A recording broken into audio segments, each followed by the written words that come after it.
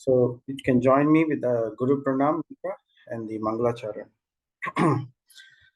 Om Namabimaram Ajnanaatimirandasya tasya Jnananjana Shalakaya Jnananjana Chakshurunmilitam Chakshurunmilitam Yena Yena Tasmai Shri Tasmai Gurave Namaha Sri Chaitanya Manobhishtam Stapitam Yena Bhutale Swayam Rupa Gadamayam Dadati Swapadantikam Vandeham Sri Guru Shri Yuta Padakamalam Shri Gurun Vaishnavamscha Shri Rupam Sagrajadam Sahagana Raghunatanvitam Tam Sajivam Sadvaitam Savadutam Parijana Sahitam Krishna Chaitanya Devam Shri Radha Krishna Padan Sahagana Lalita Shri Vishakhanvitam He Krishna Karuna Sindhu Dinabandhu Jagatpate Gopesha Gopika Kanta Radha Kanta Namostute Jayatam Shurato Pangor Mama Manda Matirgati Matsarvasva Padam Bojo Radha Madana Mohanam Divya Vrindaranya Kalpa Drumadaha Srimat Ratnagara Simhasanasto Srimat Radha Shri Govinda Devo Prashtadipi Sevyamano Smarami Shriman Rasa Rasarambi Vamsivata Statastitaha Karshan Venur Svanir Gopir Gopinata Shriyastuna Takta Kanchana Gaurangi Radhe Vrindavaneshwari Vrishabhanu Sute Devi Pranamami Haripriye Jaya Sri Krishna Chaitanya Prabhu Nityananda Shri Advaita Gadadara Srivasadi Gaura Bhakta Vrinda Hare Krishna Krishna Krishna Hare Hare Hare Rama Rama Rama Hare Hare Hare Krishna Krishna Krishna Hare Hare Hare Rama Rama Rama Hare Hare Hare Krishna Krishna Krishna Hare Hare Hare Rama Rama Rama Hare Hare Nama Om Vishnupadaya Krishna Prasthaya Bhutri Srimati Bhakti Vedanta Swami Nitinamine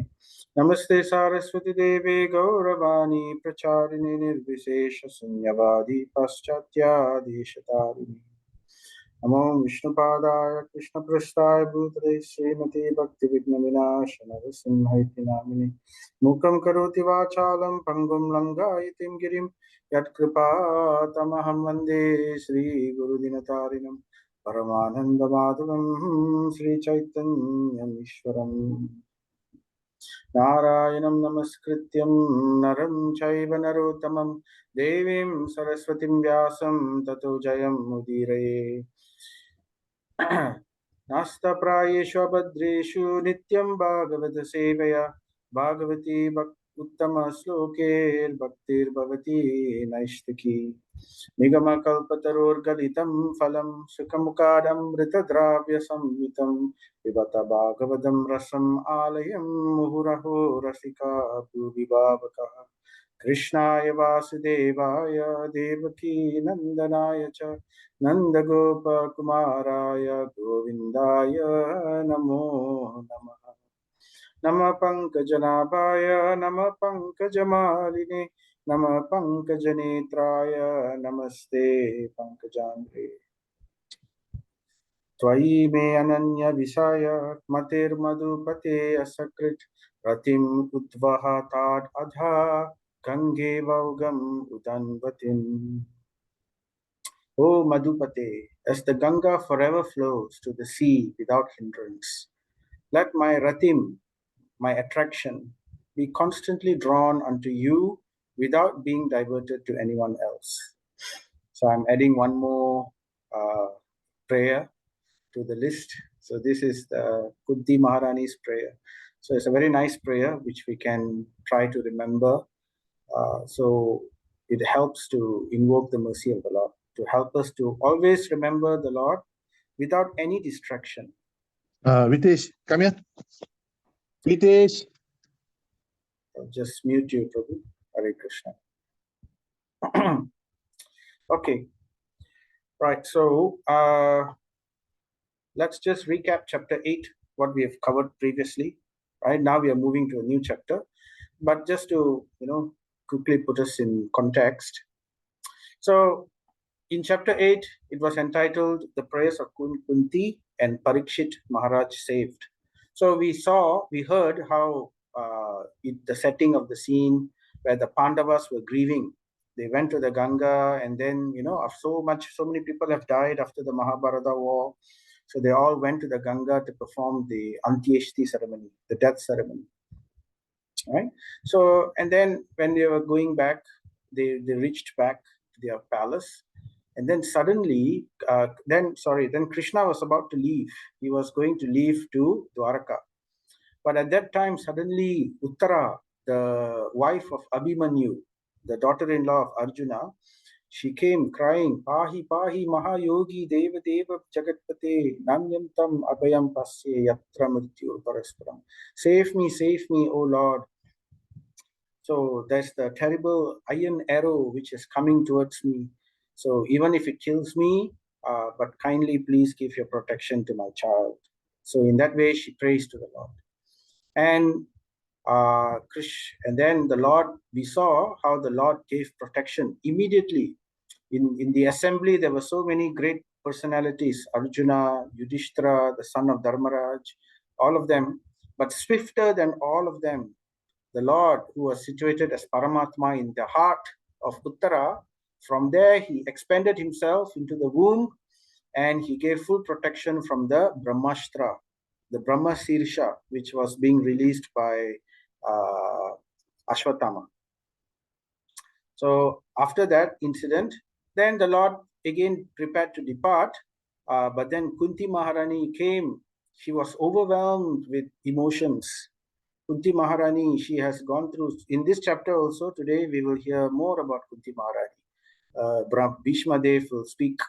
So anyway, Kunti Maharani, overwhelmed with emotions, she came to Lord Krishna, and she offered very beautiful prayers. So in asking him to benedict her. And indirectly she is telling him to stay, but she couldn't bring herself to command him, because he's the Supreme Lord. Her mood was more in some form of a bit of awe and reverence at that time. So Kunti Maharani prayed beautiful prayers of Kunti Maharani, Prarthana. So we can break it down into these points about her prayer. So she starts off with darshan. She glorifies the darshan of the Lord. How? By seeing the Lord, one doesn't see birth and death. No more birth. Simply by taking darshan of the Lord, one no longer takes darshan of repeated birth and death. So in that way, she glorifies him as Yogeshwara, the greatest mystic. And then the Lord is mysterious. How the Lord is, we heard all this previously. The various, how the Lord is contradictory in so many ways. Like, for example, he is unborn, Aja, but yet he takes birth. So inconceivable. So the Lord is very amazing in so many ways. So all these points, Kunti glorified the Lord in this way. And then she went on to, and also, remember we talked about the three components of prayer, how when we offer prayer to the Lord, we should have, first of all, it's just like a beggar. When a beggar goes to beg from some person, what is the psychology behind begging? So the psychology is, first you glorify the person. The person, he will say, oh, you are so rich, you are so wonderful, you are so great, you are so charitable, oh, your charity is known throughout the world. And so in that way you glorify the person, and then you establish that person's supremacy. And then you take a very humble stance. Nobody likes a proud beggar, isn't it? So, if you comes and begs to you, or, hey, give me some money, you should give me, nobody likes it that way. So a beggar takes a very humble stance. So therefore, the second part of it is dainyo vadi. So that means you take a very humble stance. So the Kunti Maharani began by saying, you are so wonderful, you're so great, you're so mysterious. Great munis try to understand you, and only pure-hearted souls and bhakta vatsalas, bhaktas, they can understand you. How then can someone like me, who's just a mere woman, how can I understand you? So she takes a very humble stance, although Queen Kunti is very glorious. But then she also acknowledges, and yet I can still see you. So it's a contradictory statement. Queen Kunti still says, still I can see you, I can understand you by your great mercy. So it is nothing but your great mercy. How the Lord is approachable. The Queen Kunti says, who can see you, Lord? Those who are akinchana. Akinchana means who are completely destitute. They depend on nothing else other than the Lord. Akinchana means one who is completely without any other shelter. No, not taking shelter of our wealth, or our connections, or our position, or our ego, or our family, or our aristocracy. So all these things are obstacles in focusing our surrender to take exclusive shelter of the Lord. So Queen Kunti was saying, so therefore you are the treasure of those who are akinchana. So the akinchana, you are the property of those who are akinchana. So we spoke about this also, and the understanding behind the concept of akinchana. So anyway, Queen Kunti goes on this way, and then she glorifies the Lord in how he comes as avatar, how the Lord takes different forms and comes to the material world. And then she talks about the various reasons why he comes, right? To establish dharma, to destroy the miscreants. But then she also mentions, to please the saintly kings, to please the devotees. And then finally, Queen Kunti says, but the real reason you actually come is to bestow your mercy. You bestow your mercy. Pada ambuja, your lotus feet. So bestowing your mercy by giving us the shelter of your lotus feet.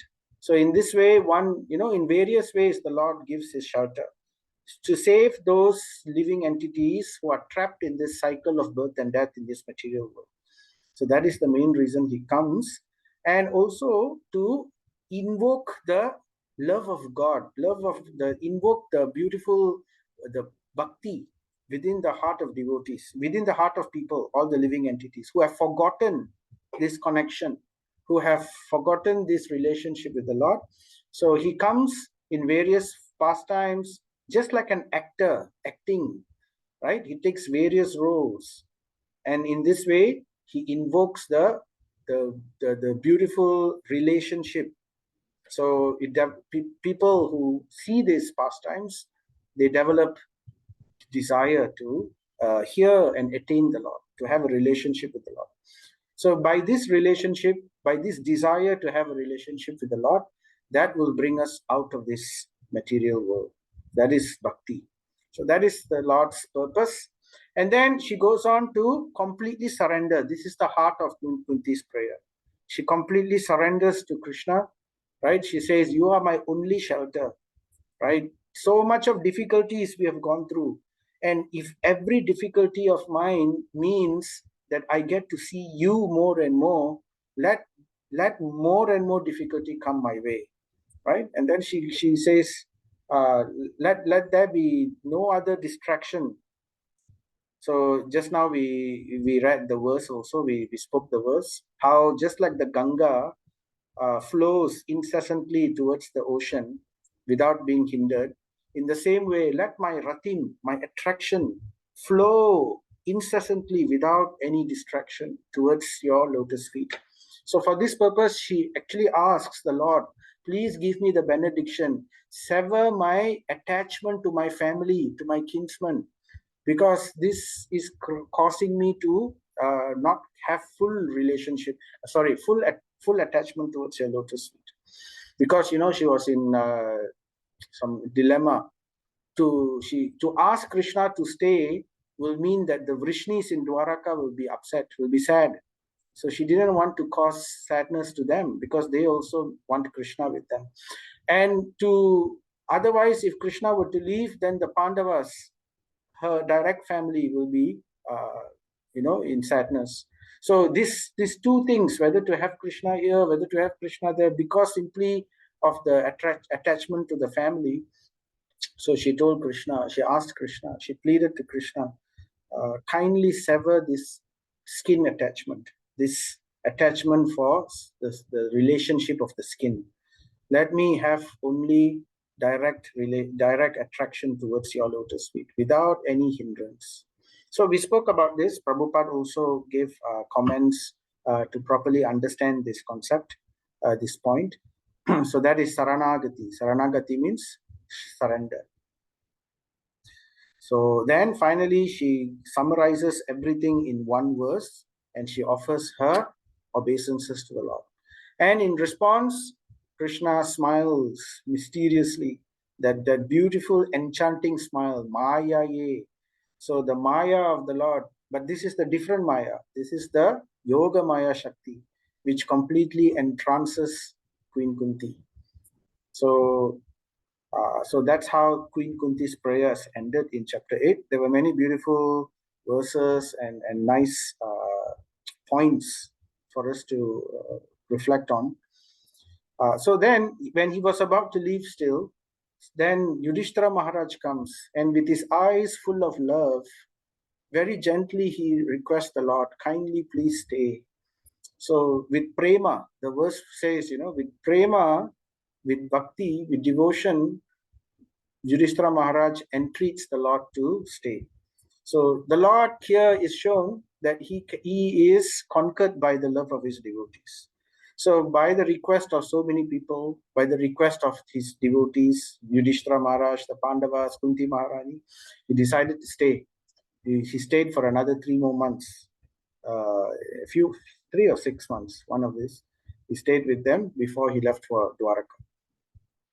So anyway, while he was staying, of course, the Lord also has a reason why he stays. Because Yudhishthira, he purposely put Yudhishthira Maharaj into illusion. We heard in the previous session how Yudhishthira Maharaj was put into moha. So the Lord was called as one who performs great miracles. So what was the great miracle? The great miracle was to put the son of Dharmaraja or the son of Yamaraja into illusion. So that was amazing, right? How Dharmaraja forgot Dharma.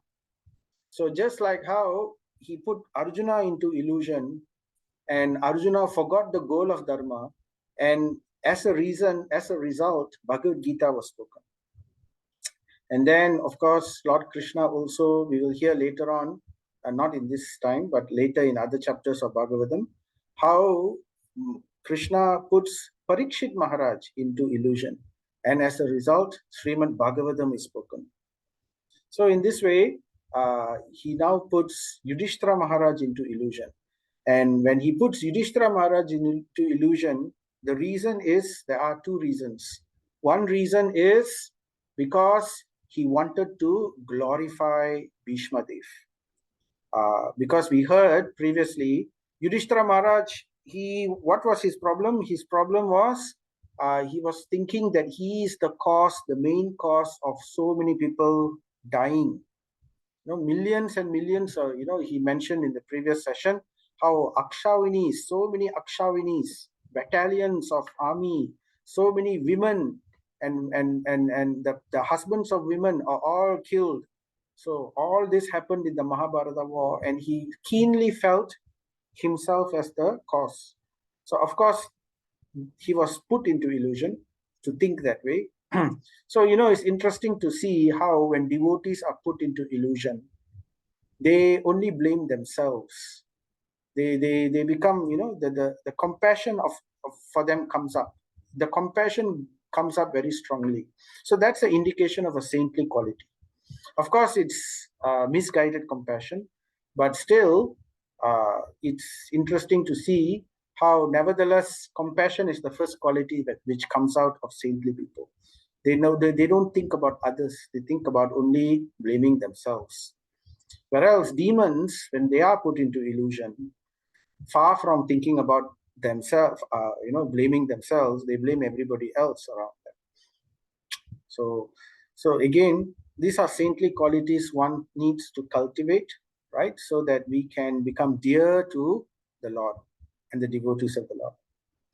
So anyway, Maharaj Yudhishthira was thinking in this way, and even after the sages, so many sages spoke to him. They told him about dharma. You don't have to be worried. It's not your fault. Veda Vyas also came and spoke, and then Krishna also came and spoke. But still, he was depressed. He couldn't accept any of those arguments. He still blamed himself. So this was the saintly quality of Yudhishthira Maharaj. Always quick to blame himself first before he is able to accept any other person's fault. So he was a very amazing character.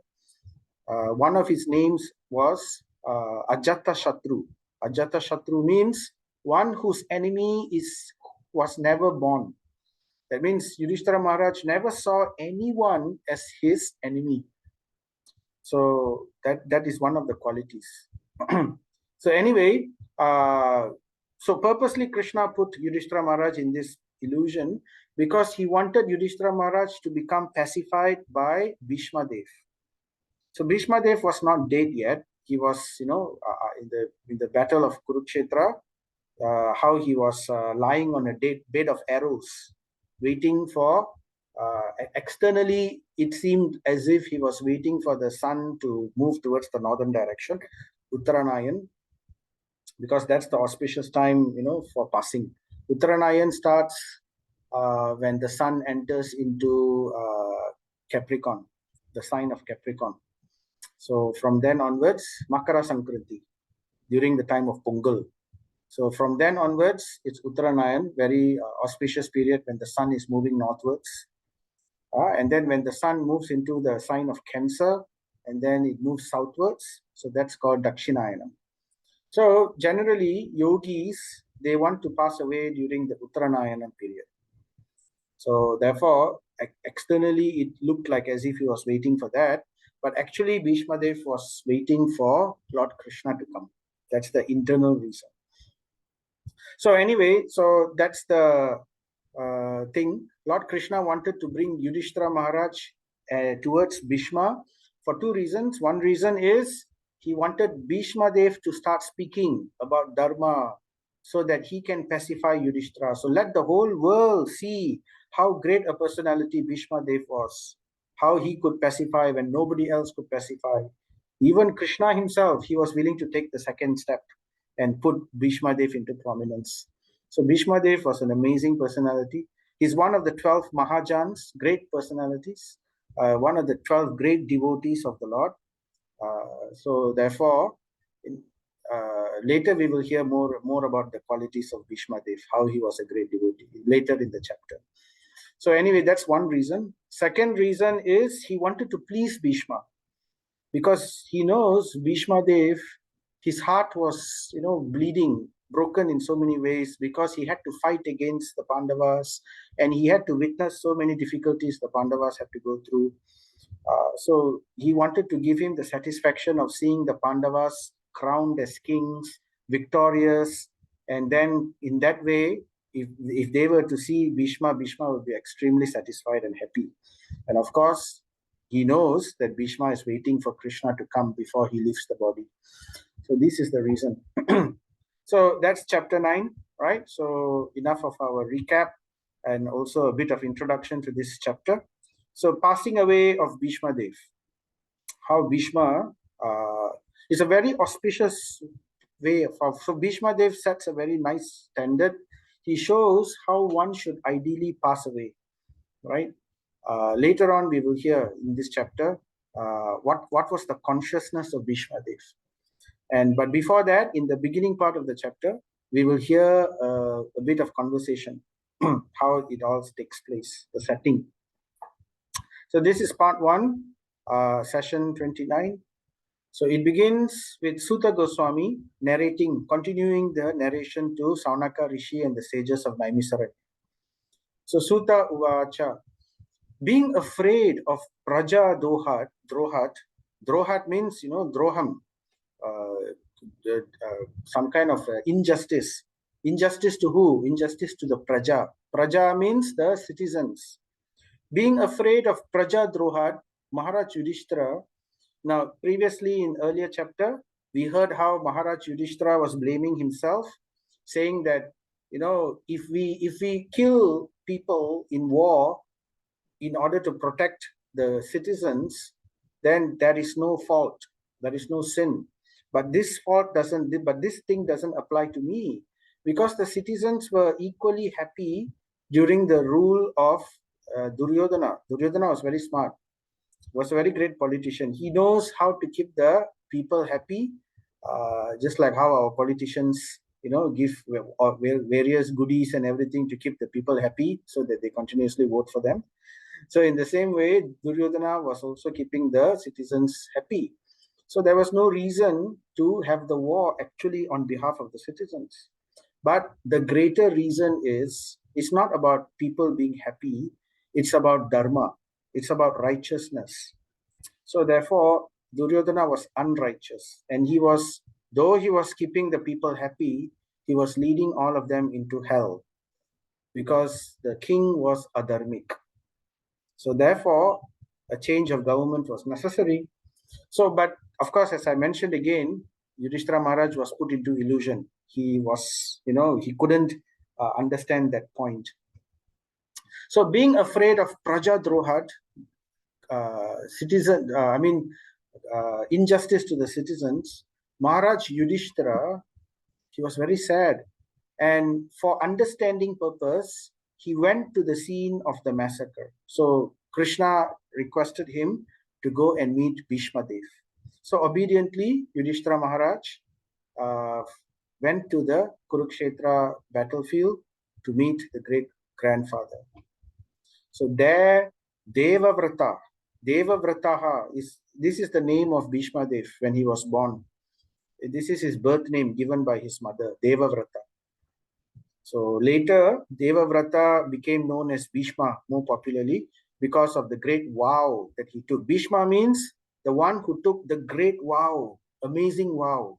What was his vow? The vow of celibacy. Just to give his father happiness, just for the sake of giving happiness to his father, although the request was unjust, although the request was not correct, but still, just to satisfy his father, he took a great vow. For a Kshatriya to take such a vow of celibacy, Kshatriyas are very much in the mode of passion. So usually, Kshatriyas, they will have several wives, and it's allowed for them. The Dharma allows for Kshatriyas. They need to maintain the passion in order for them to fight, and So, but for Kshatriyas to become celibate is unheard of. So, and Bhishma took that vow. So it's very difficult vow for a Kshatriya to do. So therefore he was called Bhishma, one of great vow. Just like Ramachandra also, just to satisfy his father, just to uphold the word of his father. So these great personalities, they set ideal examples of how a son, the dharma of a son, the dharma of a child should be towards the parent. Right? So anyway, so Devavrata was lying on a bed of arrows, about to pass away. So the amount of arrows which showered upon Bhishma Dev was so much that when he lied down, it formed a bed. So just like you can see the picture of Bhishma is lying on a bed of arrows. So then Sutta Goswami continues, O Vipraha. Vipraha means learned Brahmanas. O learned Brahmanas. At that time, all his brothers followed him. Whose brother? Yudhishthira Maharaj's brothers, the Pandavas, Arjuna and Nakula, Sahadev, Bhima. So all his brothers followed him on beautiful rathas drawn by first-class horses decorated with gold ornaments. So this is part of Krishna's plan. He wanted Bhishma because Bhishma, for most of the Pandavas' lives, the Pandavas lived in destitute. They were completely poor, right? They for 13 years they lived in the forest. Before that, they lived in the hills with until Pandu died, and then no, Pandu died, and then the children grew up in the hills, and then Kunti Devi came to Hastinapur to take shelter of Dhritarashtra, so that her children, the Pandavas, could learn. So therefore, they had simple life most of their time. And even in the kingdom also, they were constantly being harassed by Duryodhana and the Kauravas and Dhritarashtra's double-sided justice. So in that way, they had so many difficulties. So, and Krishna knew that Bhishma will be very happy to finally see the Pandavas, because Bhishma loved the Pandavas very much. What's there not to like?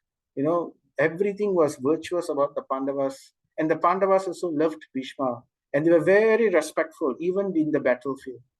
So Bhishma Dev, he would be very happy to see the Pandavas finally established in their righteous position, in all opulence, in all majesty, in all glory. So therefore, to give full satisfaction, Krishna told the Yudhishthira Maharaj and the Pandavas to come in full glory, decorate their Radha, come with fanfare, trumpets, Nadaswara, with full army. They all came to the battlefield of Kurukshetra to meet. And with them, of course, always, right, Kshatriyas are always accompanied by their Brahmana gurus. So the Brahmanas, this is an ideal show of how Kshatriyas are always guided by Brahmanas. So with them were Vyasa and Rishis like Daumya and others. Now Daumya Muni is the guru of the Pandavas. So when the Pandavas went to forest, the guru Daumya Rishi also came with them, right? And he was always guiding the Pandavas what to do. Many incidences and advice Daumya Rishi gave to the Pandavas. And simply by their obedience, the obedience of the Kshatriyas to the instruction of the Pandavas, they were, always somehow protected. So later we will hear this also. How? So with them were Vyasa and Rishis like Daumya and others. O Vipra Rishi. Vipra Rishis. Vipra means, as I said, learned Brahmanas. So Rishis, these are all great Rishis also. O Vipra Rishis. So Sutta Goswami is addressing all the sages in Naimisaranya. Bhagavan also followed. Who's Bhagavan? Sri Krishna. So Krishna also followed in the chariot. You can see here Krishna on the chariot, seated on a chariot with Dhananjaya. So Dhananjaya is the conqueror of wealth, right? That's Arjuna, one of the names of Arjuna.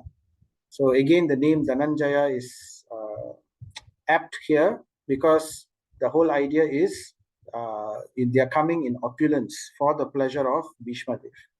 Thus, King Yudhishthira appeared very aristocratic, just like Kuvera. Kuvera is the god of wealth, right? He's the treasurer of the demigods, the Devatas. He keeps all the money of all the wealth of the Devatas. So Kuvera, surrounded by his companions, just like how the greatest treasurer in the universe is surrounded by his, like sometimes, we see when a great king or a great politician, even here in Malaysia or in India, when a politician goes somewhere, he is usually surrounded by a lot of people. He never goes anywhere alone. So in the same way, King Yudhishthira appeared very aristocratic, just like Kuvera, surrounded by his Guhyaka companions. Guhyaka is a type of species of celestial beings who accompany Kuvera. So in this way, seeing Bhishma lying on the ground, Divas Chutam Ivamaram, just like a fallen demigod, just like a Devata who's fallen on the battlefield. So that is the beauty of Bhishma Dev. Bhishma Dev is so majestic. So, his virtues and his accomplishments are so great that he appears very, very majestic. So therefore, a description of Bhishma Dev is given. Seeing Bhishma lying on the ground, Divas Chutam. Divas means Deva, just like a Deva Chutam. Chutam means fallen. The opposite of Chutam is Achyutam, infallible. That's one of the names of Krishna, infallible, Achyutam. So here this is Chutam, fallen. Just like a fallen Deva lying on the ground. So that was the description used here. The Pandavas and Chakrina. Chakrina is the holder of the chakra, and that is none other than Krishna. So the Pandavas and Krishna bowed down before him. So Krishna is always setting a good standard of etiquette. Then somebody will say, "Oh, Krishna bowed to Bhishma. Does that mean Bhishma is God?" No, because Krishna also bowed to Yudhishthira. Because Yudhishthira is elder to Krishna. So to Bhima and to Yudhishthira Maharaj, Krishna will bow down because he is younger. So he likes to set the proper etiquette. Of course, everybody knows that he is a Supreme Lord. Just like Kunti Maharani also. Kunti Maharani just so that she doesn't embarrass Krishna, she didn't look at his feet. If you remember the prayers of Kunti Maharani, he specifically mentioned that. Just so that he doesn't, because Kunti Maharani is the auntie. So if the auntie looks at the feet of the nephew, then it's like the etiquette is not right. So it will embarrass the younger person. So therefore, Lord Krishna always sets the proper example on etiquette, on how to follow properly the Maryada. He came as Ramachandra to show proper Maryada, right? He bowed down to Dhritarashtra. Sorry, he bowed down to Dasharatha Maharaj, his father.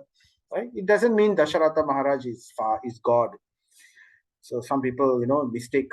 They think, oh, Lord Ramachandra prayed to Lord Shiva, offered. So therefore, Lord Shiva is greater. No. So it's etiquette because Lord Ramachandra was playing the role of a human being. So he was worshipping Lord Shiva in Rameshwaram at that time. Of course, Lord Shiva, Lord Krishna also worshipped Sudama Vipra, the Brahmana. So that's the idea. The idea is Lord Krishna does all these amazing things just to set an example, Maryada. So Pandavas and Chakrina bowed down before him just to see the Bharata Pungavam. Bharata Pungavam means the chief of the descendants of the Bharata dynasty, the greatest of the Bharata dynasty. So, Kuru, the entire Kuru family, they all descend from King Bharata. So the entire world is named, the earth is named after Bharata. So Bharat Maharaj had great deeds and he's very, very famous. So therefore, the most famous in the Bharata dynasty, the name is given to Bhishma. Just see the chief of the Bharata dynasties. So all survey, and just to see Bhishma Dev, not only the Pandavas and the army of the Pandavas came to see him at that time, not only, of course, the Supreme Lord himself came to see him, but not only that, all the Deva Rishis, the Deva Rishaya, all the Deva Rishis like Narada, like Parvata Muni, and a few others, like Sukracharya, like Brihaspati. So these are all Deva Rishis. All the Brahma Rishis, like Vishwamitra, Vishwamitra is a Brahma Rishi. So like that, there are other Brahma Rishis.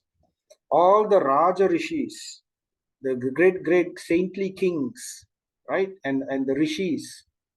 And Satama, all those who are situated in the mode of goodness. Satama comes from the word Sattva. Sattva means mode of goodness. All the greatest personalities in the universe who are particularly in the mode of goodness, all of them were assembled there.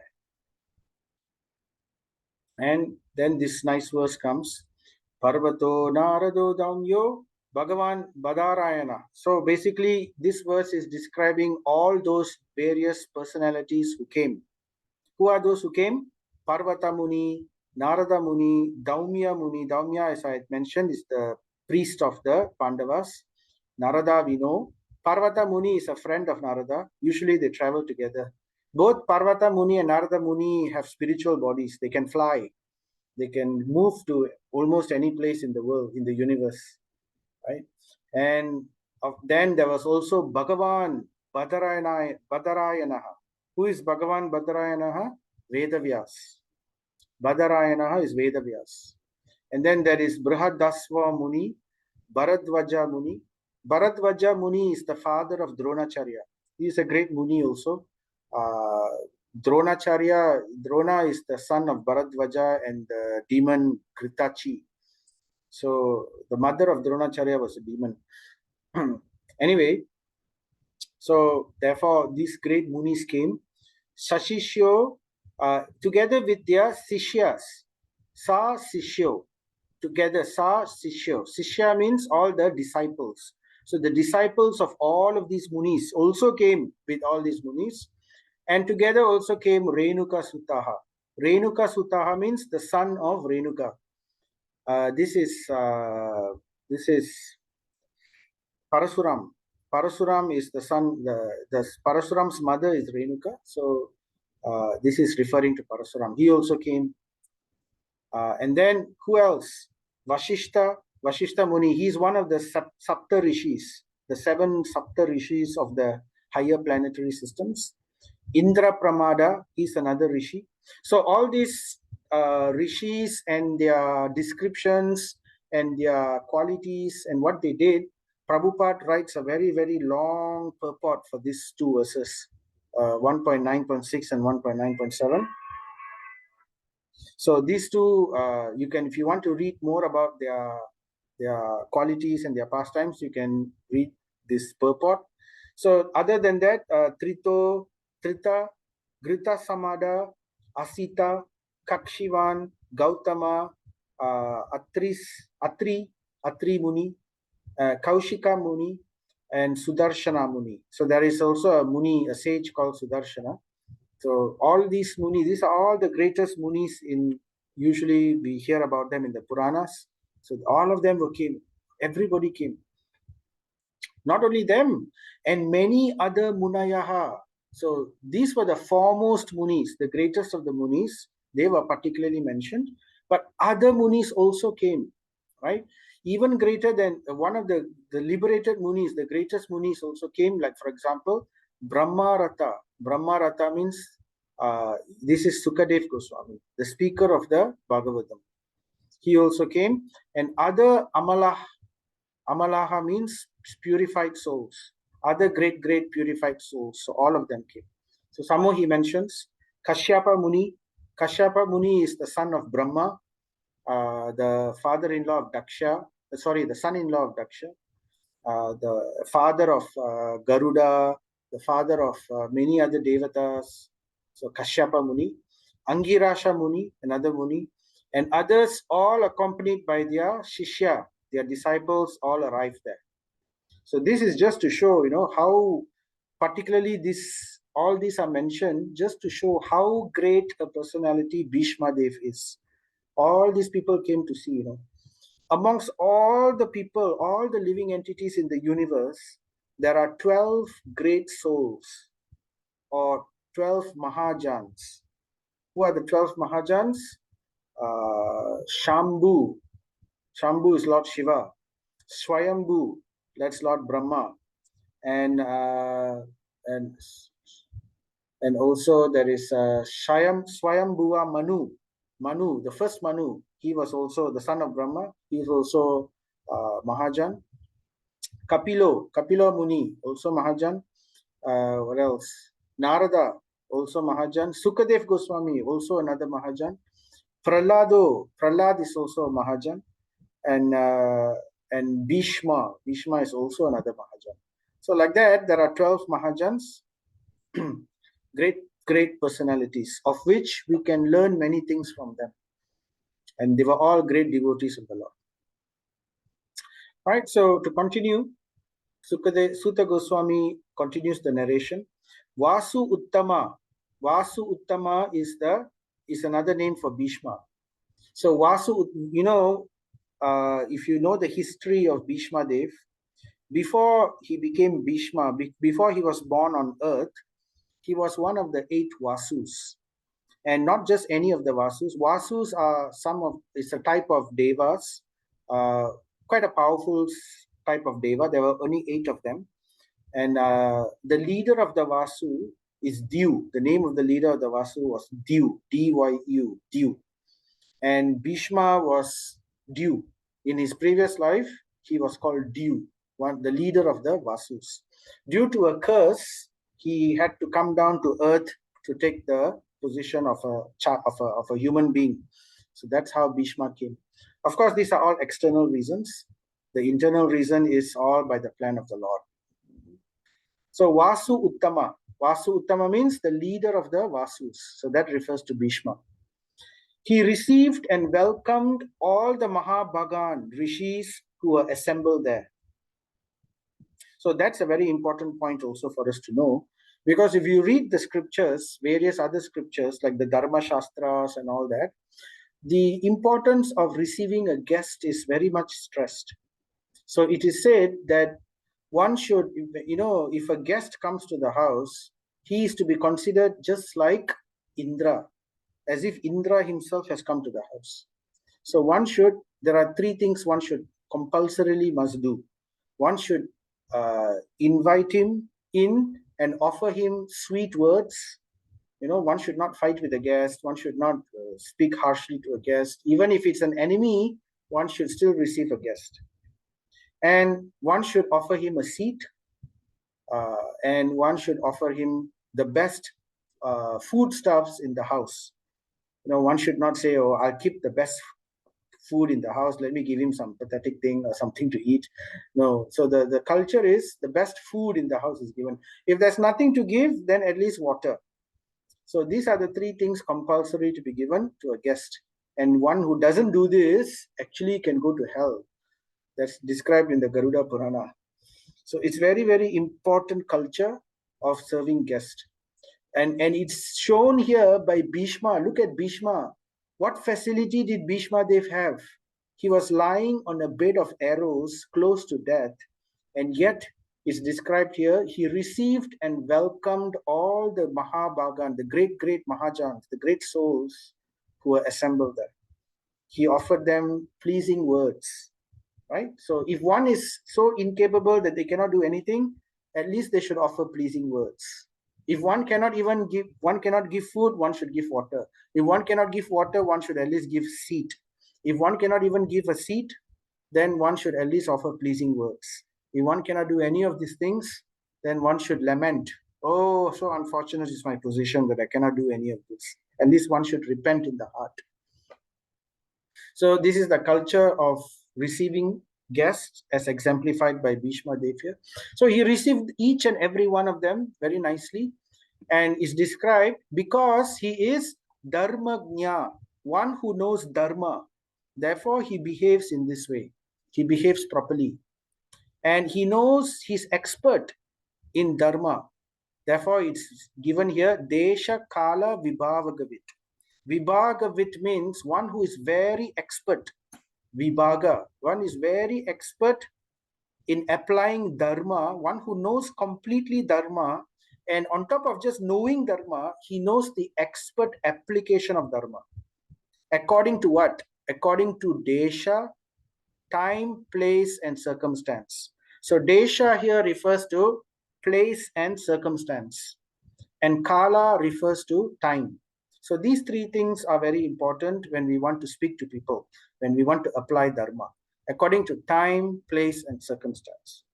Right? It's not just, so we should see, sometimes when, for example, a bad news, even if it's true, may not be the right time to say it to that person.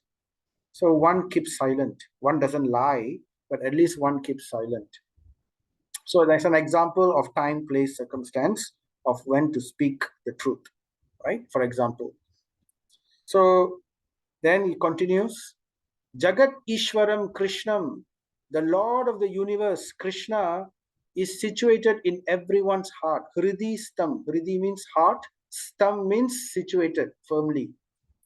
Yet he manifests his transcendental form by his internal potency. Mayopata Vigraham. So his form is there right in front of Bhishma Dev. Even though the Lord of the universe, the soul of the universe, right? He's everywhere in all living entities, in every atom, yet he appears in front of the Lord, in front of Bhishma Dev in a beautiful Vigraha form. So this is amazing, right? So the Mayavadis cannot understand this. So the point here is the Lord is Achintya. He both has form and he is also everywhere. But the form is the higher position of the Lord. Bhagavan realization is the highest realization. So this very Lord was sitting before Prabhavanya. Prabhavanya means one who knows the glories of the Lord. Who knows the glories of the Lord? Bhishma. So this very Lord was sitting before Bhishma Dev. So here this is a verse describing the glory of Bhishma to show how Bhishma knew perfectly well the position of Krishna. Prabhava Nya. Nya means one who knows. Prabhava means the glory and the greatness of Krishna. So perfectly Bhishma knew, and therefore he worshipped Pujayam, him duly. So Bhishma Dev worshipped the Lord duly. Even in that position, lying down like that, he offered beautiful prayers to the Lord. That's how he can offer. So Suta Goswami continues, Pandu Putram was sitting silently nearby, overtaken with affection for their dying grandfather. So here we are shown how the Pandavas were all gathered next. Krishna was also there, the sages were all there, and the Pandu Putras, the 5 Pandavas, they were all gathered around Bhishma, completely overtaken with affection for their dying grandfather. They loved him very much because Bhishma Dev was very, very affectionate to them. He saw them as his, like, direct grandsons. So seeing all this, seeing the Pandavas in their glory, in well resplendent in their royal attire, Bhishmadev became very happy, just like how Lord Krishna knew Bhishmadev would be. So seeing this, Bhishmadev congratulated them with great feeling. So the word is used, anuraga. Raga means feeling, anuraga means with very great feeling. Bhishmadev was congratulating them. Oh, and then he was saying, then Sutta Goswami describes, there were tears of ecstasy. Ashrayir. Ashrayir means tears of ecstasy in his eyes. For he was overwhelmed by love and affection. So, and then the verse continues. Then Bhishma Dev starts to speak. Aho kashtam, aho anyayam, yad yuyam dharma nandanaha. So what does he say? He looks at Pandavas, he looks at Yudhishthira Maharaj, and then he says, Aho kashtam, so much of difficulties you have gone through. Aho kashtam. Nobody has gone through so much of difficulties like how you have gone through. Aho anyayam, so much of terrible injustice you have gone through. Right from the moment you were young children, right? You were chased from the house. You were so much of intrigue, plots to murder all of you. Your wealth was stolen. Your wife was insulted. Your kingdom was taken away. You were put into exile unfairly. And on top of that, when your time came for you to return, you were cheated again. And then so many things you had to go through. Your sons died. So many people died. So aho kashtam, aho anyayam you had to go through, right? Yeah. And who had to go through? Yuyam, you good souls. You are all good, wonderful, great souls. Yat yuyam. All of you great souls, good souls had to go through aho kastam, aho anyayam. And what to speak of good souls? Dharma Nandana, the son of Dharma, You yourself, son of Dharma, Yudhishthira Maharaj, you had to go through such difficulties and such anyayam. This is bewildering, isn't it? The son of Dharma. So, Jivitum Narhata Klishtam. You did not deserve to remain alive under these tribulations. The type of kashtam, the type of difficulties and anyayam that was subjected to you, no one would have survived. You would have died. Jivitum, your life would have been given up. Klishtam means difficulties. None of you would have survived, right? But you were protected. But for the protection of Vipra. Vipra is Brahmana. But for the protection of Dharma, protected by Dharma, and for the protection of Achyuta. Achyuta is the Supreme Lord. Ashraya. So you took shelter. Ashraya means shelter. You took shelter of the Brahmanas, of Dharma, and the Supreme Lord. Because of these three, you were protected. So this is how, it's a very nice verse, something for us to remember also. So no matter what kind of tribulations that come, always remember to always take shelter of Dharma. Never perform anything which is adharmic. Because though temporarily we may do something inauspicious or adharmic just to protect ourselves or to do something or to get some gain, but it's never going to lead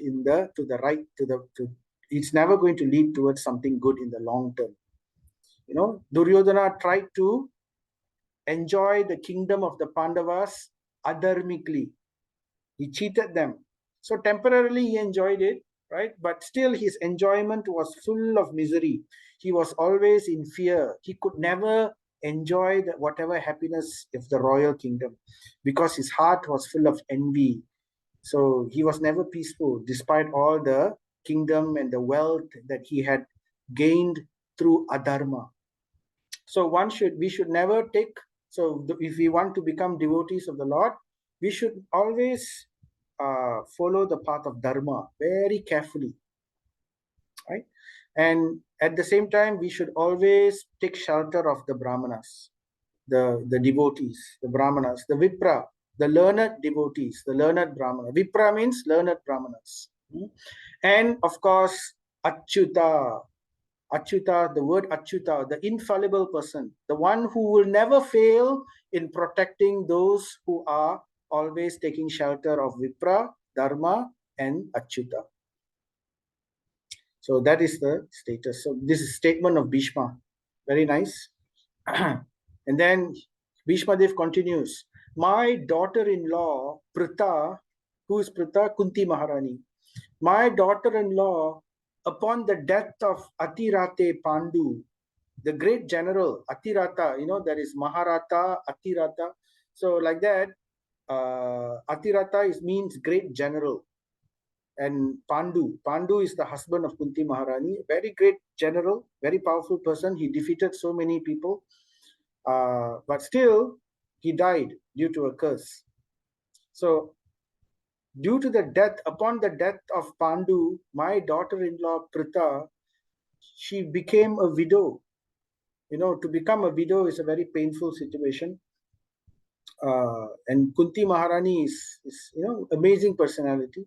So she also had to go through so much of tribulations. So earlier we heard Kunti Maharani's prayers.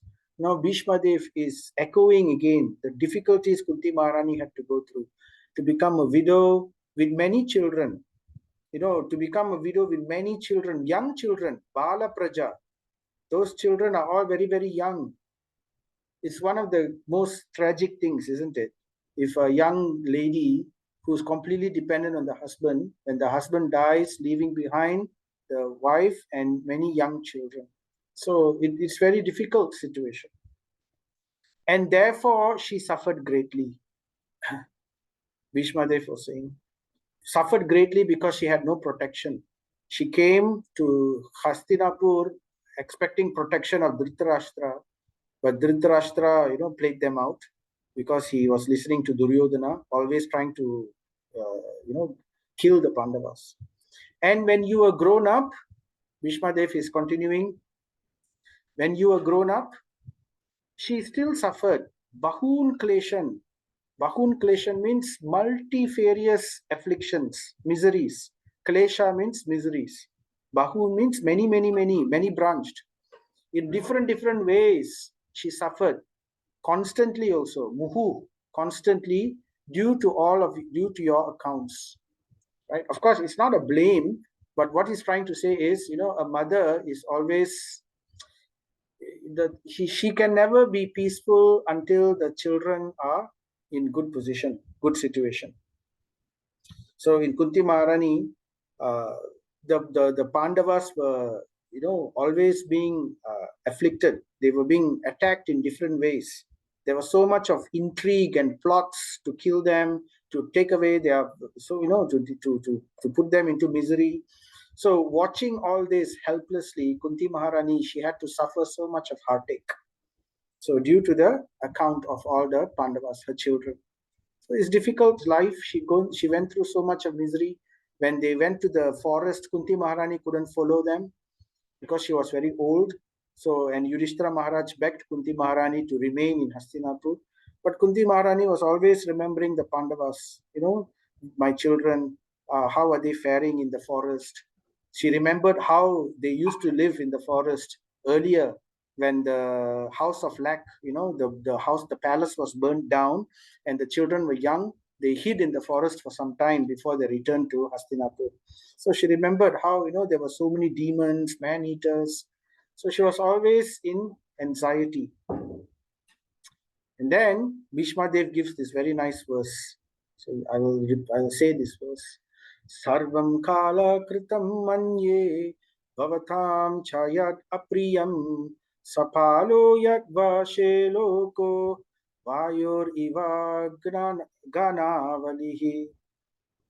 So the translation is, Bhishma Dev says, in my opinion, this is all due to inevitable time, under whose control everyone in every planet is carried, just as the clouds are carried by the wind.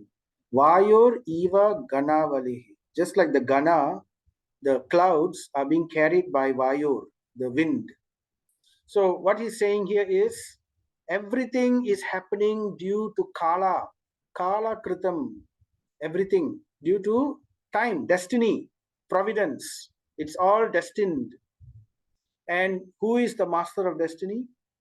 Who is Kala? In Bhagavad Gita, Krishna says, right? I am time. So Krishna, basically, in my opinion, Bhishma saying everything is happening due to the will of the Lord. Not a blade of grass moves without the will of the Lord, it is said. So due to inevitable time. So indirectly, he is hinting towards the Lord. Later, he will be more direct. But he begins with an indirect verse first. Everyone, so under the what do you call, under the influence of time, everyone is controlled in every planet, even the devatas, right? They are all moving according to the will of the Lord, which manifests itself as time, lalla nero, ketta nero. So sometimes we have this, so this time moves in such a way where it brings us our good karma or our bad karma. But the Pandavas are not subjected to karma. Later we will hear. So, but here Bhishma is generalizing. Everybody, everywhere, everyone is moving according to the will of providence. And then he continues. Oh, how wonderful is the influence of inevitable time. So inevitable time. So he's happy to see how Dharma was always victorious. So much of reversals the Pandavas went through, so much of difficulties. It looked like they were always going to suffer, but finally, Dharma again achieved perfection. Those who follow Dharma achieved victory. So he's saying, how wonderful is the influence of inevitable time. It is irreversible. And then he says something very interesting. Otherwise, how can there be reverses to all of you, right? He's saying, how is it possible all of you could be suffering? all of you could have gone through so many difficulties, right?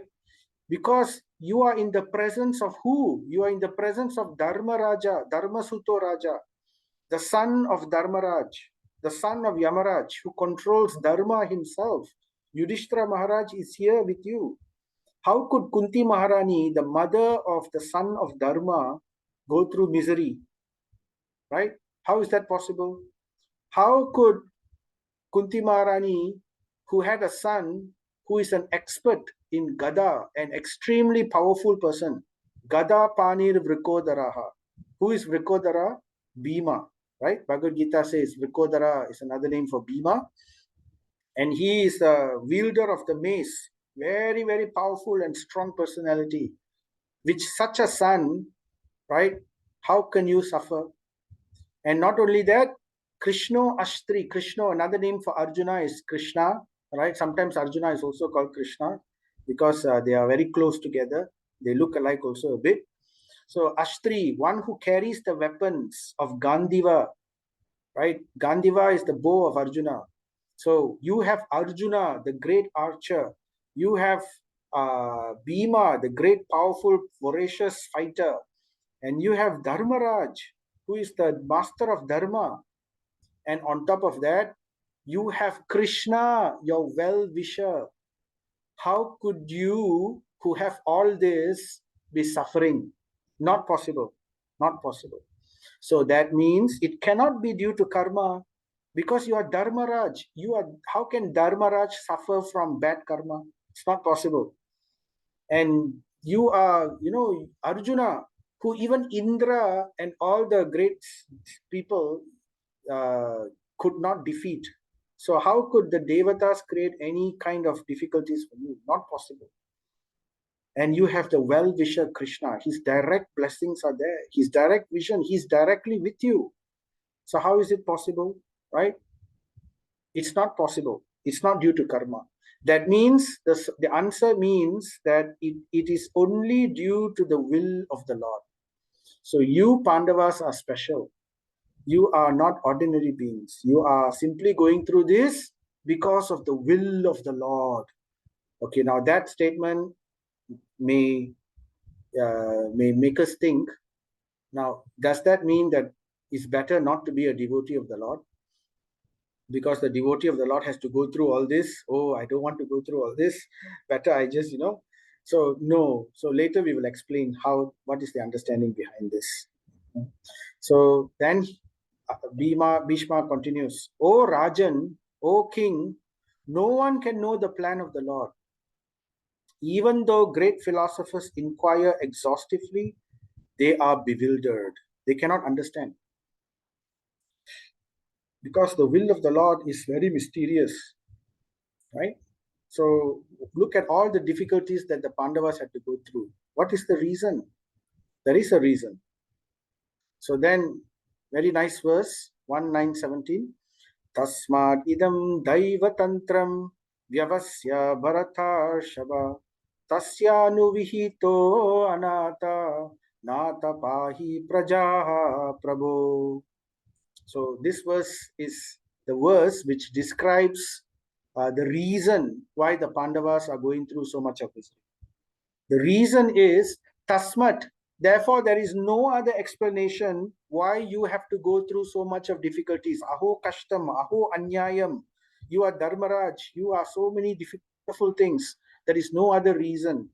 The only reason, therefore, tasmat means therefore, is due to Daiva Tantram, the divine arrangement of the Lord. So this is the reason that you are all going through this. Vyavasya Bharata Sharma. Oh greatest, oh great, great son of Bharata. Oh greatest person amongst the chief of the Bharatas. Because he's talking to Yudhishthira Maharaj.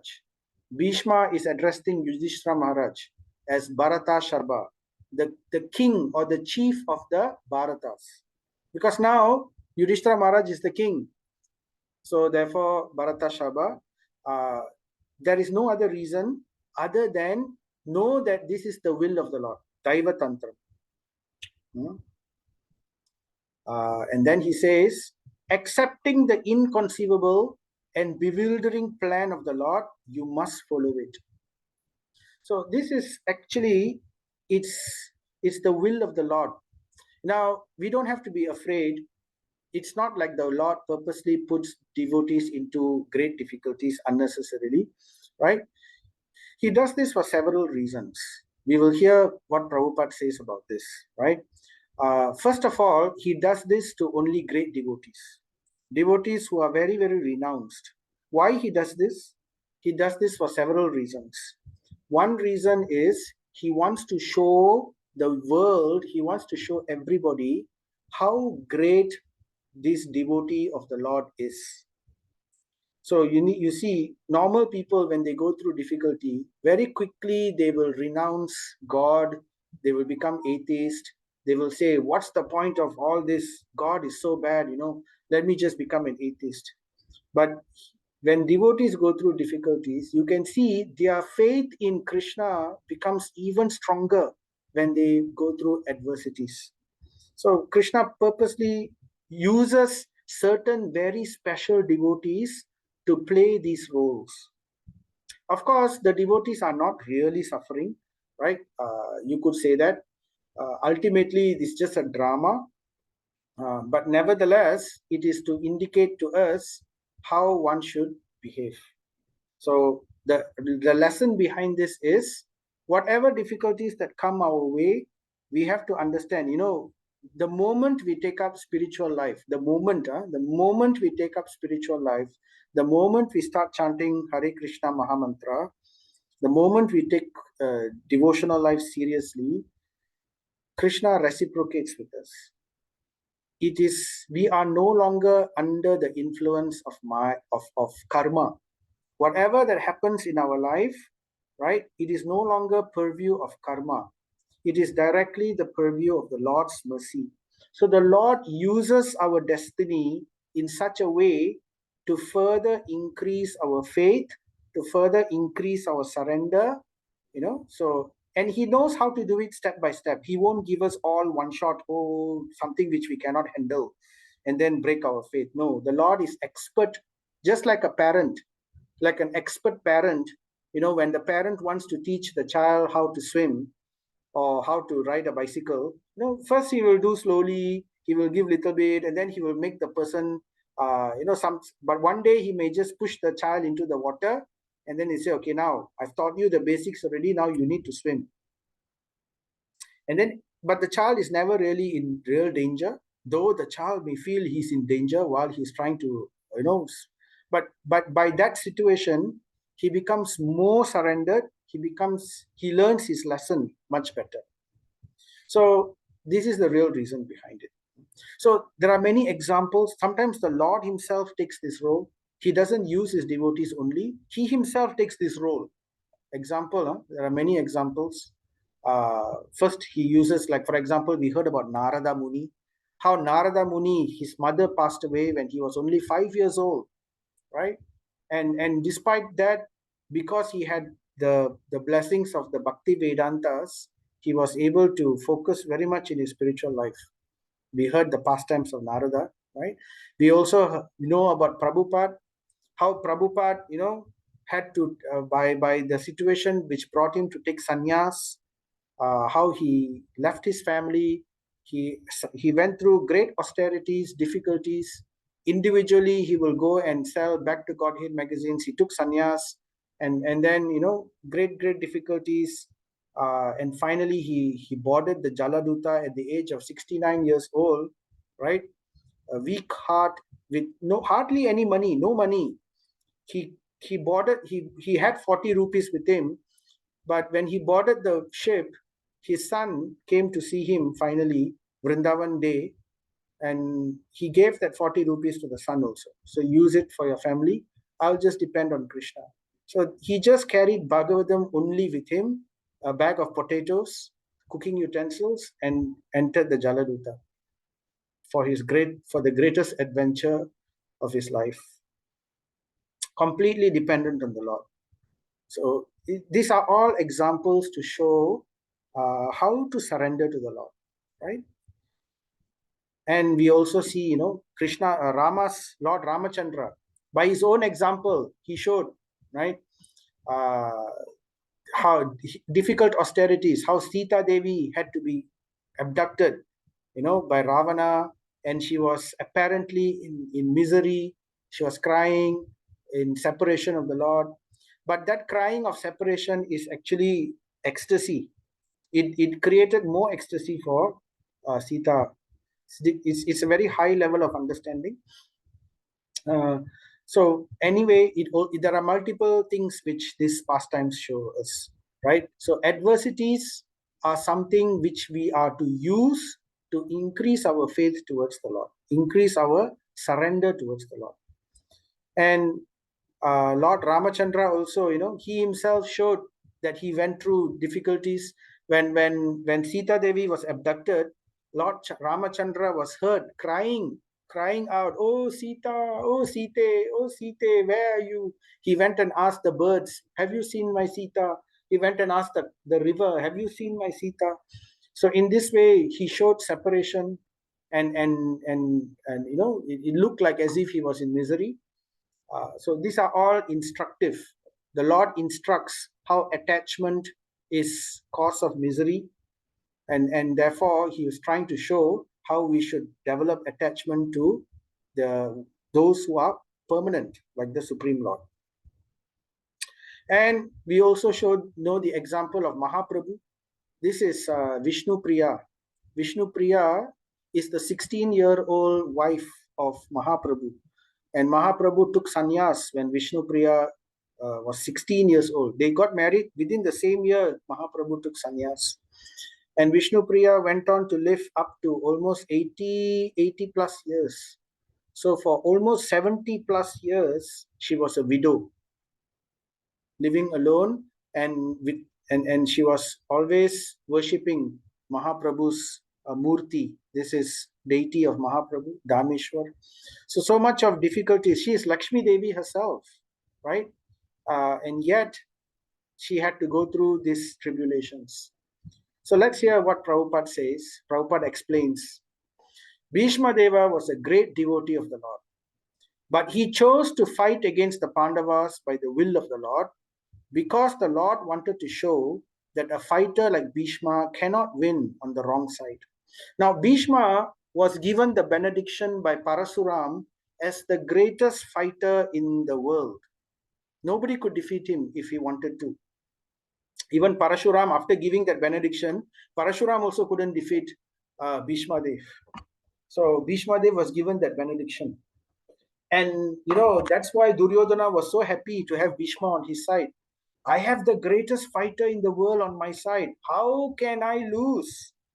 Right? So, and Krishna wanted to show, even when you have impossible odds, if you uphold Dharma, and if you take shelter of the Brahmanas, and if you take shelter of me, Krishna, you will always have victory. So that is what Krishna wanted to show. So therefore, Bhishma was put into this position to fight against the Lord. He also was put into illusion, right? And therefore, Bhishma also had to be on the other side, just to. There are many reasons when the Lord does something. Actually, there are many, many, many reasons. Bhishma also showed how one can be a devotee even with great difficulties. Bhishma had to fight the Pandavas. He was surrounded by bad association, full of the Kauravas were on his side, Duryodhanas and all these people. So Bhishma is an example that even in the greatest of odds, one can still be a devotee. Sometimes people give up. Oh, to be a devotee is so difficult. Oh, let me just give up and do something else. So, but Bhishma shows, how if one is determined suitably, one can be a devotee even in the greatest of situations. That's why he became a Mahajan. That's why Bhishma became a Mahajan. He became a devotee in the opposite side. It's not an easy thing to do, right? To fight against Krishna, to fight against the devotees of Krishna, but at the same time to keep his devotion in his heart, right? That is the greatest austerity. So he became known as Mahajan. Then Prabhupada also continues. This is a very nice point. A housewife teaches the daughter-in-law by teaching the daughter. So Prabhupada is saying, in the ancient times, when a girl marries into a family, usually the mother-in-law doesn't scold the new bride, because new wife, new bride go to a strange new family, so she'll feel very scared. So therefore, out of compassion, sometimes the daughter-in-law may make mistakes, don't know how to do certain things correctly. So to correct the daughter-in-law, instead of directly telling the daughter-in-law, you don't do like this, don't do like that, you shouldn't do like that, because then the daughter-in-law may get scared, upset. So therefore, usually what the mother-in-law does, the mother-in-law will teach her own child, her own daughter. Even if the daughter is doing things correctly, the mother-in-law will tell the daughter, hey, don't do like this, correct? It's not right. Then the daughter will say, but I'm doing correctly only. Then the mother will say, no, no, no, you're doing wrongly. You should be done like this in the correct way. So simply by hearing this exchange between the daughter and the mother, the daughter-in-law will learn. So in this way, the daughter-in-law is not directly scolded. It's the daughter who gets scolded. But the daughter and mother relationship is different. The daughter will not really take up offense. But if the mother were to scold, the mother-in-law were to scold the daughter-in-law, then it will become difficult. So this is the technique which ancient people used to do. Not 50 years ago also it was followed. So Prabhupada says, a housewife teaches the daughter-in-law by teaching the daughter. Similarly, the Lord teaches the world by teaching the devotee. So that's why all these great personalities take various roles. They go through various difficulties in their lives very patiently. They indicate, they show great tolerance in all this, right? Just to teach us how to behave, just to teach us how to surrender, just to teach us the right understanding. So these are all examples. The devotee does not have to learn anything new from the Lord, because the Lord teaches the sincere devotee always from within. So Yudhishthira Maharaj didn't need to learn anything. He already knows everything in his heart. Bhishma Dev didn't need to show anything, didn't need to prove anything. These are all great devotees. But just to teach the world, the Lord puts these devotees into illusion just to teach them, just to teach the world. So for our benefit. So Arjuna was put into illusion for our benefit. Parikshit Maharaj was put into illusion for our benefit. Whenever, therefore, a show is made to teach devotee, it is for teaching the less intelligent man. So that is the reason all these stories, pastimes are instructive. A devotee's duty, therefore, is to ungrudgingly accept tribulations, difficulties from the Lord as a benediction. So this is the mentality of a pure devotee. When we go through our lives, we go through difficulties, we go through various things. So many things can happen. People may die, something may not turn out, we may lose our job. Difficulties can happen. We may get some kind of disease. But a pure devotee always sees these difficulties as blessings of the Lord. It's not easy to, probably it may not be easy to understand how to see this as a blessing. But basically, even if we don't understand, we at least accept, right? The Lord wants me to learn something. There is something in this I need to know. And the devotee will always think also, I actually am such a great sinner. I need to suffer so many more things.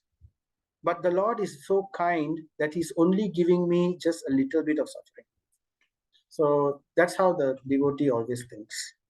And he also feels that there is something I need to learn. There is something I need to do for the Lord, right? So this is to help me to renounce. This is help me to develop a stronger attachment to the Supreme Lord, to help me to become akinchana. So because ultimately that's our real purpose in life, right? To go back to God. A devotee's duty, therefore, is to ungrudgingly accept tribulations from the Lord as a benediction. to see the silver lining, to see the blessing in every difficulty that comes. A pure devotee of the Lord accepts tribulations as favors from the Lord. Even if you are not there, at least theoretically we can understand this, and we can learn this from the lives of great devotees. That's why it's not just Bhagavatam, it's not just the Puranas.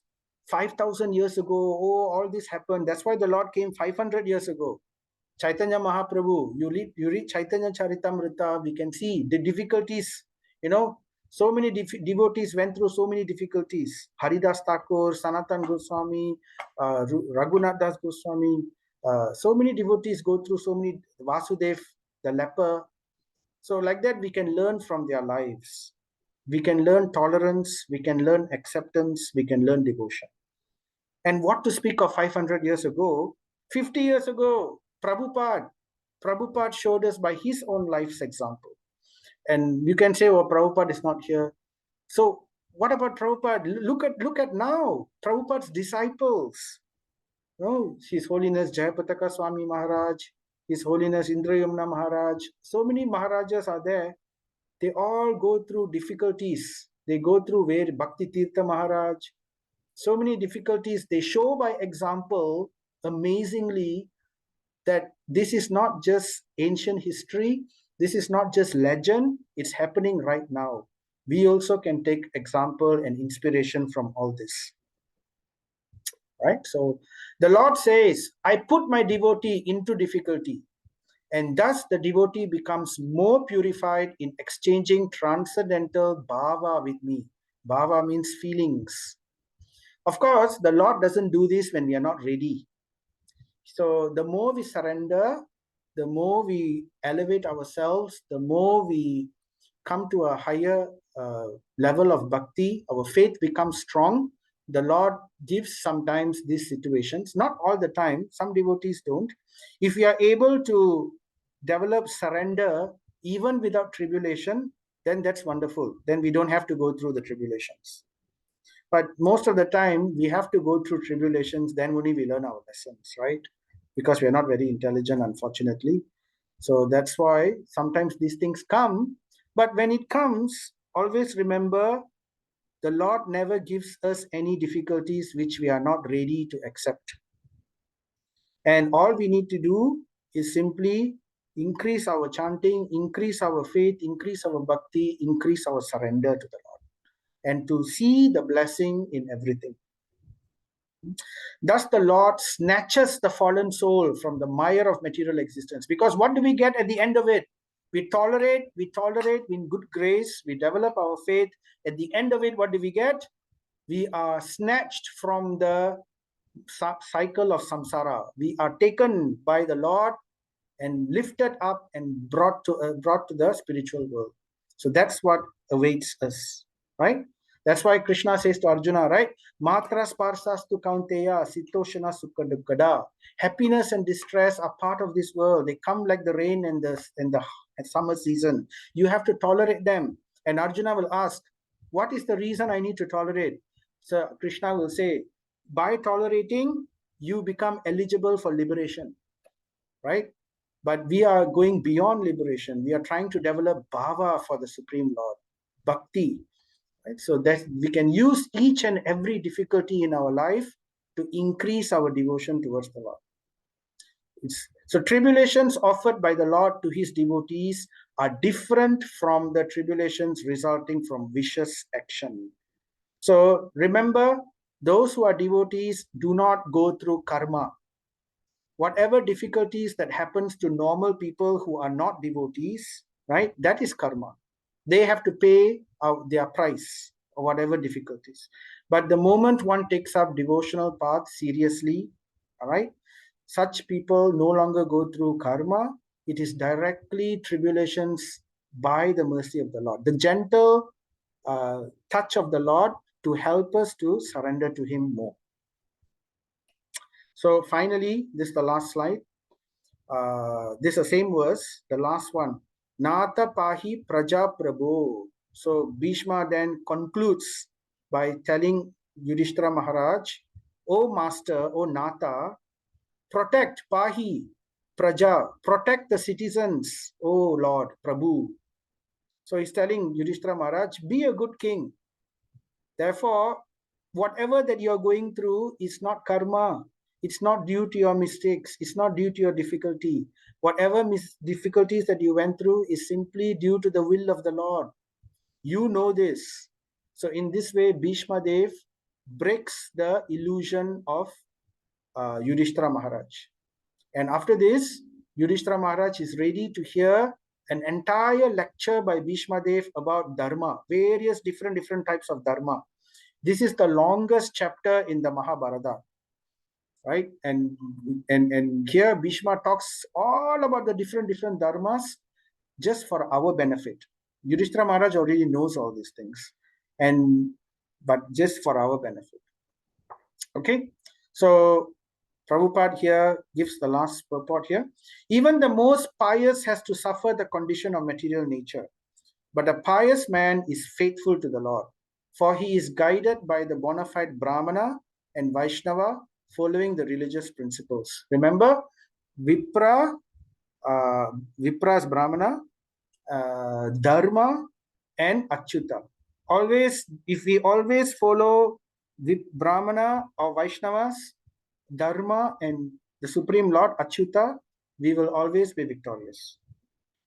One should not be disturbed by the tricks of eternal time. Whatever that happens, right, we should always stick to Brahmana, Vaishnava, we should stick to Dharma, we should stick to Achyuta, the Supreme Lord. That's the lesson for this session, right? So we will stop here. Jai Sri Krishna Chaitanya, Prabhu Nityananda, Sri Advaita Gadadhara, Sri Vasadi Gaura Bhakta Vrinda. Hare Krishna, Krishna Krishna, Hare Hare, Hare Rama, Rama Rama, Hare Hare, Hare Krishna, Krishna Krishna, Hare Hare, Hare Rama, Rama Rama, Hare Hare, Hare Krishna, Krishna Krishna, Hare Hare, Hare Rama, Rama Rama, Hare Hare. So Hare Krishna. So if there are any questions, doubts, clarifications, we are happy to answer if there's anything.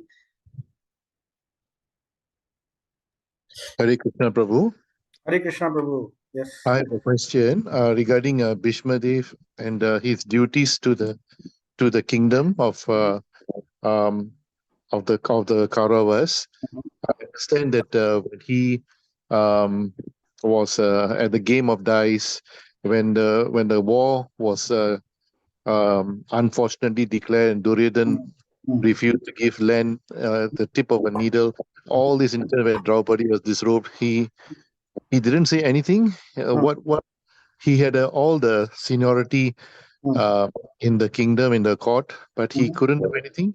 And why was that? Okay, yeah.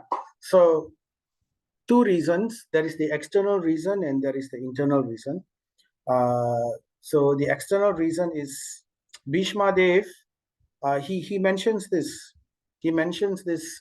He says that I have eaten the salt of Duryodhana, so therefore I am beholden to him. So what happens is that's several things we can learn from this, because number one, Bhishma had taken a vow. Part of the vow earlier, when he gave up the right of kingdom, was that he said that he will always defend the king, whoever who is in the king sitting on the throne. So that's one thing. So therefore, the current person who's sitting on the throne at the time of the war was Dhritarashtra. So therefore, he was duty bound by his oath to protect, to defend Dhritarashtra, to not counter Dhritarashtra. And of course, he gave counsel, you can say, but he still can give good advice. And during the disrobing, why didn't he say anything? So the thing is, Bhishma Dev gave good advice, but he saw that the king was continuously becoming worse and worse. Dhritarashtra, in the beginning, was just a small deviation. Then he started to deviate more. Then more and more he became adharmic. More and more he became under the sway of the Kauravas, of Duryodhana. And what happened was, Bhishma was under the rule of Dhritarashtra. Dhritarashtra was the king. So when someone is adharmic, the scriptures say one should leave that kingdom, one should leave that rule, one should not be under that person, one should not on top of that continuously take salary or take food, particularly food.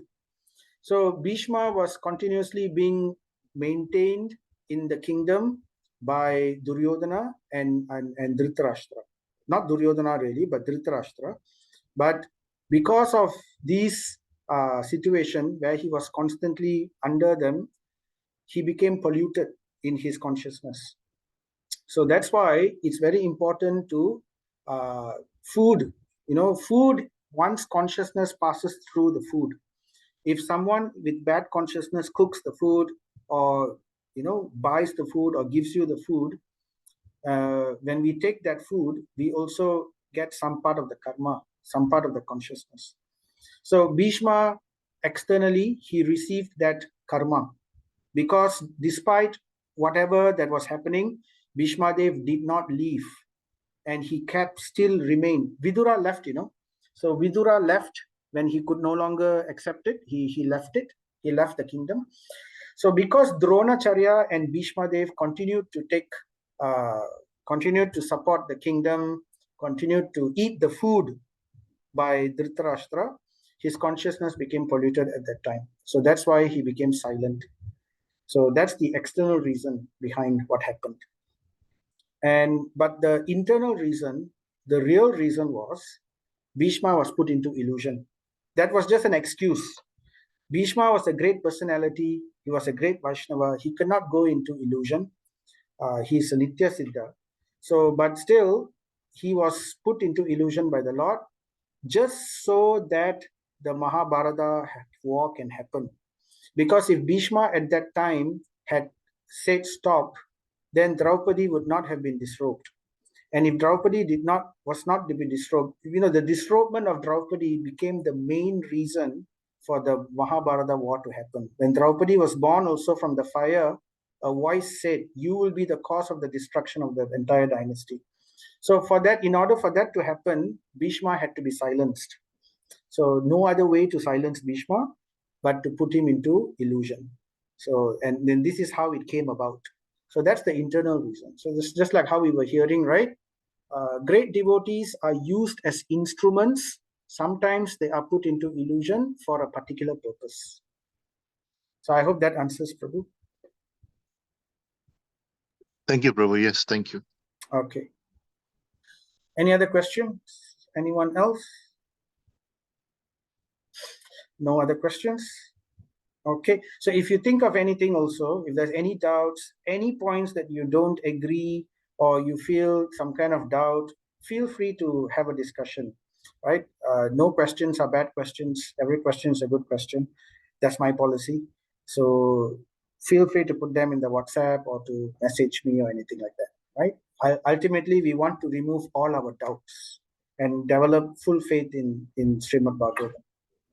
Okay, so we will stop here. Srila Prabhupada ki jai, Srimad Bhagavatam ki jai. All glories to Srila Prabhupada. Thank you very much for your time. Hare Krishna. Thank you, Prabhu. Hare Hare Krishna. Thank you, Prabhu. Hare Krishna. Hare Thank you, Prabhu. Hare Krishna, Prabhu. Hare Krishna.